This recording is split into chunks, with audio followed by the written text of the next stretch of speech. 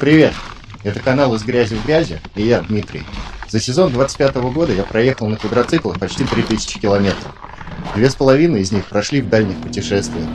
Квадры побывали совершенно в разных условиях. Увидели и степи, и горы, и леса, и болота.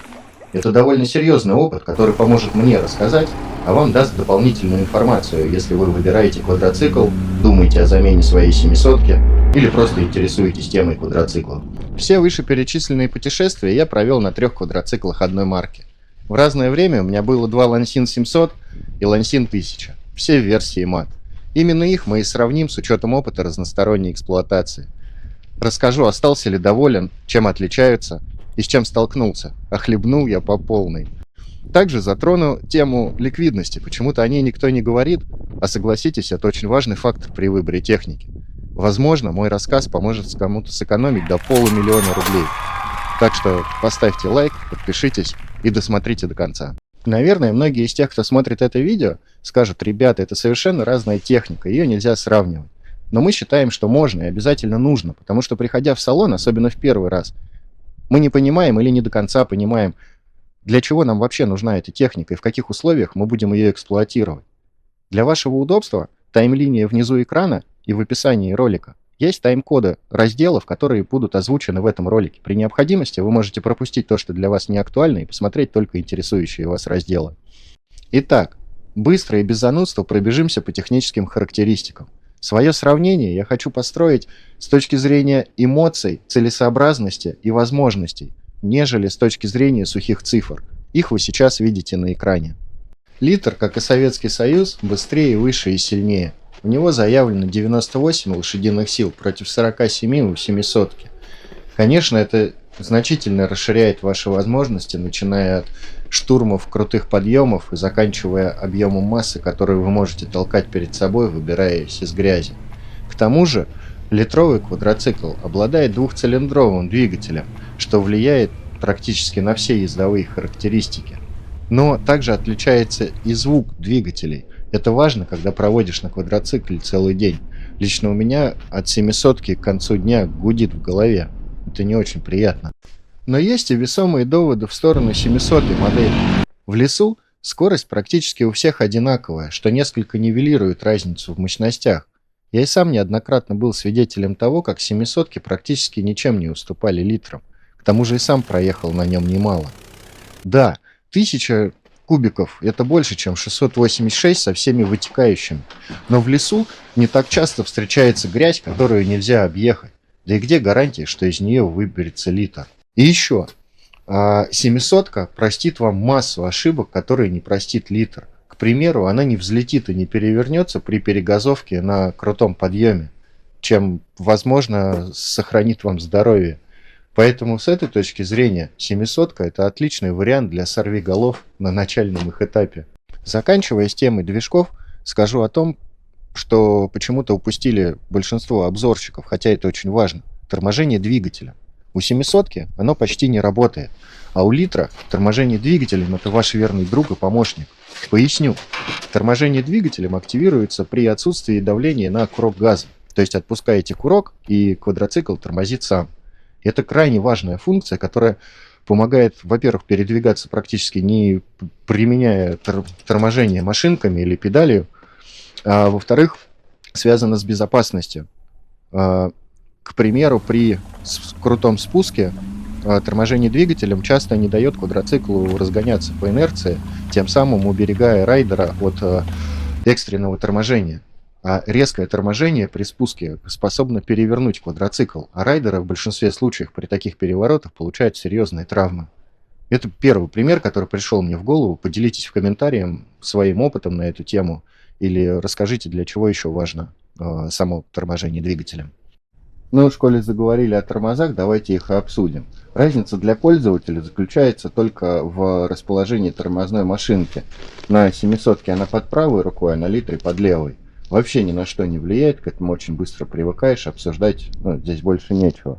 Педали везде находятся справа.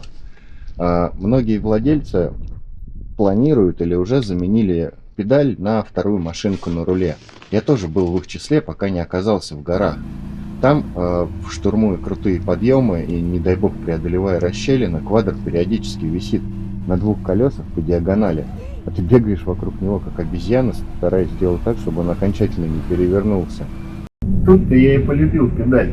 Вообще не представляю, какие акробатические этюды надо было исполнить в некоторых ситуациях, чтобы дотянуться до руля и висеть на квадроцикле одновременно. И после этого точно можно было составлять иллюстрированное пособие по квадрокамасутре. Короче, если не растягивать, я свой выбор сделал, я о замене педали забыл. Клиренс и резина. Здесь, если грубо, то 29 против 36, не поспоришь. Кто выше, тот едет и дальше, и комфортнее. Даже с учетом того, что на 700-ке у меня стоят 28-е Вилтанги, с завода шли 27-е Арисан, он все равно проигрывает. Штатные колеса для мудового литра 30-ки, на них пока и езжу. Было особенно интересно, актуальны они в горах, и могу сказать, да, актуальны, поскольку даже там встречаются огромные колеи и жесткая грязь. А по камням она едет за счет высокого грунтозацепа, хоть и не очень комфортно. Наше мнение, если вы не можете точно ответить на вопрос, для чего конкретно вам нужна замена резины, не торопитесь, сформируйте это мнение и только потом меняйте. Пусть штатные покрышки и тяжеловаты, но мощности техники вполне достаточно, чтобы легко их прокручивать в самых жестких условиях. Плюс установлены бэдлоки, значит можно снизить давление и получить за счет этого дополнительный комфорт и проходимость. В целом ситуация неплохая, хоть я неспешно и подыскиваю для себя более интересный вариант. Ну и конечно, плюс 500 к карме и немного к вождению добавляют именные колпаки на диске. Можно разместить любой текст, имя, логотип, выбрать цвета. Колпаки сидят плотно и выглядят очень стильно. Мы разрабатываем и изготавливаем их самостоятельно, поэтому можете смело обращаться для приобретения этих и других аксессуаров для квадроциклов Lansing и других марок в наш магазин. Контакты оставим в описании.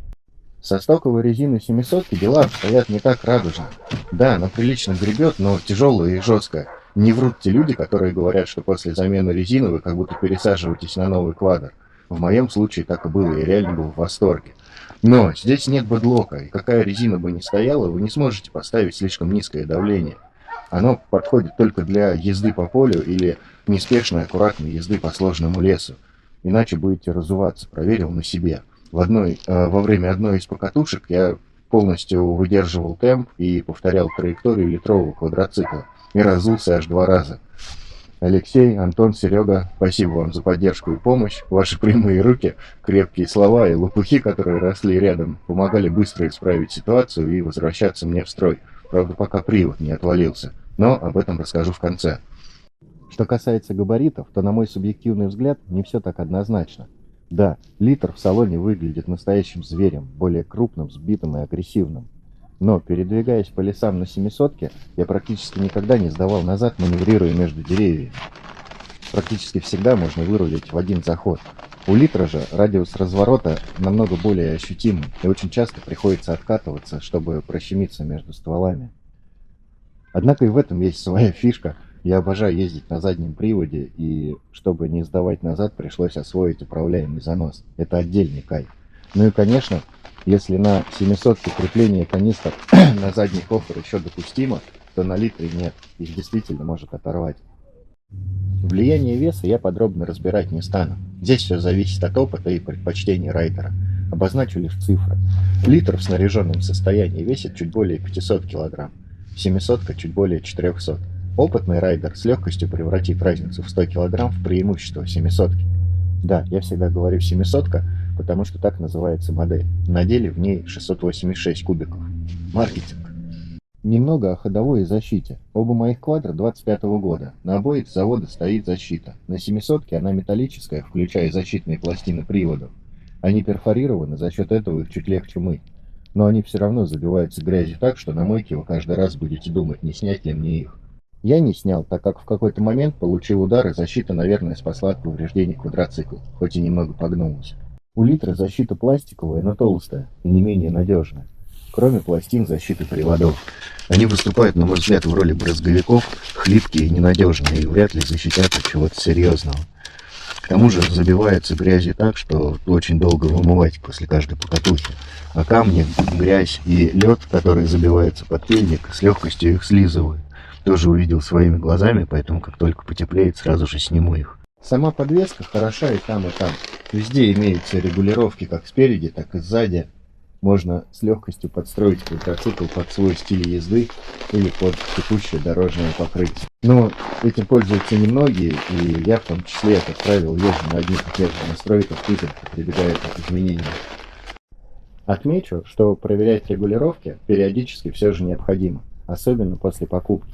Дилеры при предпродажке очень часто упускают этот момент, поэтому езда может быть не так комфортна. А в отдельных случаях неверные регулировки на кочках могут привести даже к принудительной катапультации райдера. Поэтому точно есть смысл взять в руки руководство по эксплуатации и посвятить этому вопросу некоторое время. Ну а потом уже поэкспериментировать и выявить оптимальную картину лично для себя. Плавно переходим к самому интересному – рулежка. Здесь, судя по чатам и форумам, особенно от литрового квадроцикла, ожидания таковы. Максимальная скорость на асфальтированной дороге 100, а лучше 120 км в час, и полная невозмутимость и спокойствие при преодолении любых грязевых препятствий. Немного забегая вперед, скажу, что оба «Волка» недалеко ушли от этого, но необходимо сделать несколько поправок. Во-первых, это утилитарная техника, и стоковая грязевая резина не предназначена для скоростной езды по асфальту. Реальные цифры, которые мне удалось получить на конкретно этих квадроциклах, таковы. Литровый квадроцикл едет чуть больше 90 км в час, 700-ка порядка 85. А моя первая 700-ка, которая была привезена из Китая, ехала 60 до прошивки. Но здесь стоит учитывать географическую привязку, актуальную конкретно для вас, потому что не каждый дилер согласится снимать ограничения, да и прошивку с легкостью можно сделать не в каждом регионе. Плюс она добавляет от 15 до 30 тысяч к стоимости квадроцикла. Эта цифра пригодится нам чуть позже. Замеры скорости, озвученные мной, актуальны для данных конкретных квадроциклов.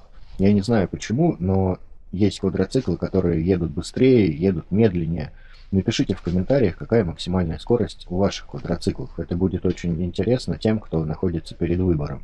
Лично я считаю максимальную скорость второстепенным параметром. После 70 км в час квадроцикл становится практически полностью неуправляемым. И даже вчера, когда я ехал по заснеженной дороге на мойку, входил в затяжной плавный поворот на скорости примерно 50 км в час, я не был до конца уверен, что маневр закончится хорошо. Однозначно для асфальта нужна другая резина, адаптированная для этого. Но зачем тогда мат-версии и вообще квадроцикл? Ну а в лесах все отлично. Оба квадроцикла имеют отзывчивые рули. Литр укомплектован трехпозиционным усилителем и на максималке рулится очень легко. Поэтому смело можете сажать за руль свою девушку или жену. Комфортная посадка дает дополнительное преимущество при маневрировании за счет того, что не привставая, руль встает в крайнее положение очень легко. В целом придраться не к чему. Что касается эргономики, то ни к одному, ни к другому квадроциклу у меня претензий как таковых нет. Посадка, как я и говорил, удобная, даже когда пересаживаешься с одного на другой, привыкаешь очень быстро и не испытываешь никакого дискомфорта. Места на руле достаточно, влезло почти все, что необходимо. Помимо этого, важно разобрать наличие дополнительных отсеков для каких-то мелких вещей. И начнем с 700-ки. Здесь мне очень нравился бардачок в крыле, он герметичный, проверено. Резьба все-таки не пропускает грязь. Единственное, он вместительный, но единственное, что в перчатках достаточно проблематично залезть внутрь и достать, если какая-то мелкая вещь. Но бардачок очень удобный. Бардачок задний вызывает у меня массу вопросов по нескольким причинам. Во-первых, ручка. Она неудобная, в перчатках открыть бардачок крайне проблематично. И вообще это не очень просто. Во-вторых, как видите, его герметичность оставляет желать лучшего. И все, что находится там, при каких-то маломальских жестких покатушках, будет грязное. Поэтому не часто использовал его во время поездок. В основном большой кофр. Все, что нужно, помещается туда. У Литра в этом плане все намного более интересно. Есть влагозащищенный отсек на задней транспортировочной площадке, но он тоже не сильно защищает от грязи, как видите. Говорят, что проблема заключается в том, что когда ты закрываешь, не всегда закрываются плотно боковые пистоны, и нужно это проверять. Но в моем случае, как ни закрывай, все равно какая-то вода туда попадает. Но это все актуально для тех случаев, когда ты уж совсем в грязи. Если передвигаешься по лесу или когда сухо, то не так страшно. Герметичный бардачок на литре находится либо под сиденьем, либо под маленьким кофром, который есть в комплекте. Находится вот здесь. Он тоже достаточно большой, и в него может поместиться запросто вся сменка, кроме курток, наверное, и штанов, плюс деньги, документы, все, что необходимо в поездке, можно смело класть сюда. И маленький бардачок из комплекта — это, конечно, настоящая палочка-выручалочка. Здорово, что его не нужно покупать. Он хоть и не герметичен, а влагозащищен, но все равно очень полезен. Говорят, что можно заменить или поставить дополнительные уплотнители, тогда он будет намного более надежен, но я предпочитаю использовать гермопакеты для важных вещей и более чем доволен. Опять же, если вы не плаваете и совсем в грязь не топитесь, то, я думаю, проблем не возникнет. С этим набором бардачков можно смело не пользоваться большим кофром. В последнее время я использую его только для семейных каких-то поездок, на пикник, когда нужен с собой стол, стулья и прочее. Огромные вопросы на литре у меня вызывали подстаканники, в связи с чем мы разработали и достаточно успешно продаем бардачки. Они имеют больший объем, чем подстаканники, и имеют очень неплохую влагозащищенность. Однако они не полностью герметичны. При мойке, если не бить керхером прям сюда вплотную в шов, то выдерживает и грязи. Можно смело использовать. Заказывайте, не стесняйтесь. Защелки крепкие, на кочках ничего не открывается, от вибраций не открывается. Открывать удобно, даже вот в зимних перчатках никаких проблем открыть или закрыть. Цвета могут быть разные, даже если квадр обклеен, можем сделать его в цвет. Поэтому пишите, обращайтесь, придумаем максимально красивый и подходящий для вас вариант. Не будем упускать и неочевидные мелочи. 700-я модель укомплектована металлической подножкой пассажира, в то время как у литра есть лишь ее имитация. И это однозначно упущение, напрямую влияющее на то, как быстро ваша подруга, супруга или тот, кто находится сзади, устанут и будут проситься домой. Дело в том, что металлическая пластина однозначно надежнее фиксирует ногу, и человек просто дольше не устает. А на литре это легко лечится приобретением пластины от Odos, она встает как летает. В одном из следующих роликов, когда мы будем рассказывать про дополнительное оборудование квадроциклов, я уже исправлю этот нюанс и покажу вам, как это выглядит, поэтому не забудьте подписаться. Транспортировочные площадки у обоих квадроциклов практически идентичны. Они достаточно объемные и способны разместить на себе большое количество груза или принять на себя канистры с топливом или водой. Разница заключается в трубе, которая обводит вынос литрового квадроцикла. На ней с легкостью можно установить колонку или огнетушитель, хоть я это и не использую, потому что в дальних путешествиях креплю туда гермомешки. Мне так намного удобнее. Свет. Он достаточно хороший, если сравнивать с другими марками. Но присказка о том, что его много не бывает, родилась неспроста. Его объем и качество напрямую влияют на скорость и комфорт перемещения по пересеченке или лесам в темное время суток. Я традиционно для себя устанавливаю не только балку, но и фары для боковой засветки.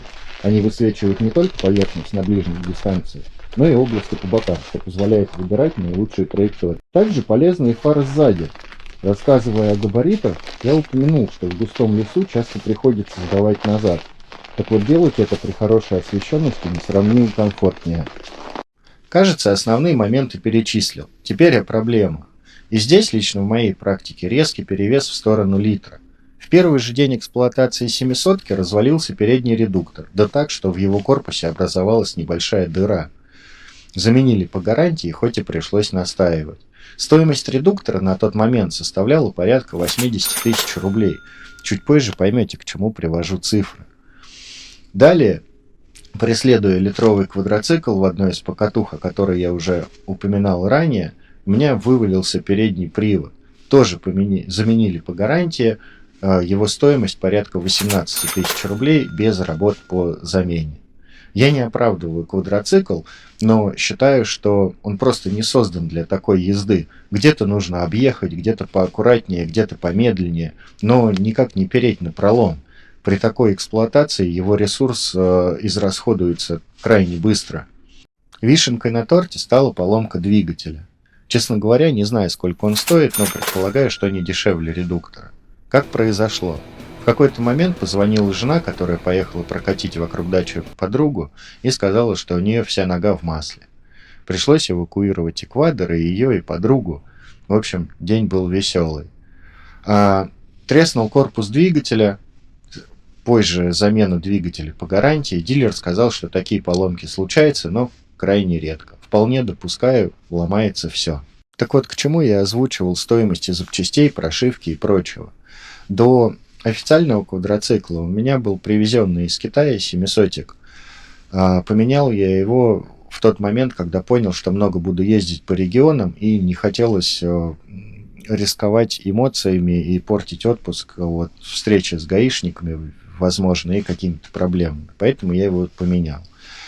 Разница в стоимости на тот момент составляла порядка 300 тысяч и казалась значительной от стоимости квадроцикла. Сейчас эта стоимость порядка 100 тысяч рублей. И, на мой субъективный взгляд, лично для себя, я не вижу ни одной причины не покупать дилерский квадроцикл. Просто посчитайте то, что я озвучил, и эти цифры гораздо больше, чем разница, которую вы сэкономите.